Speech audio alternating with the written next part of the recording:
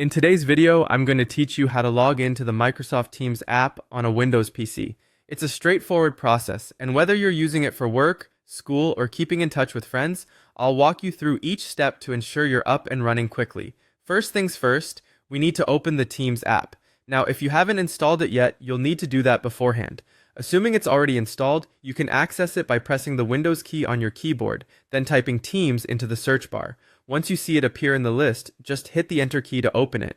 Alternatively, if you have a shortcut on your desktop, simply double-click it for quick access. With the app open, you'll be greeted by the login screen. Here, you'll need to enter the email address that's associated with your Microsoft Teams account. This could be either a work or personal email depending on what you're using Teams for. Once you've entered your email address correctly, proceed by clicking on the Sign In button. If you've previously logged in on this computer and another account is already active, you can switch accounts. Just click on your profile picture located in the top right corner, then select Add Another Account from the drop-down menu. This will allow you to enter credentials for a different account. Next, it's time to enter your password. Carefully type in the password associated with the email you used. After ensuring it's correct, click on Sign In.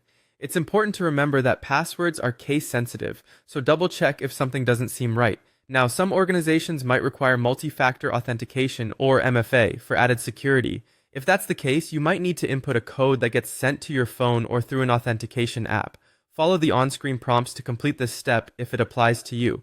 And that's it! You're now officially logged into Microsoft Teams. You can start chatting, join meetings, and access all the collaboration features that the app has to offer.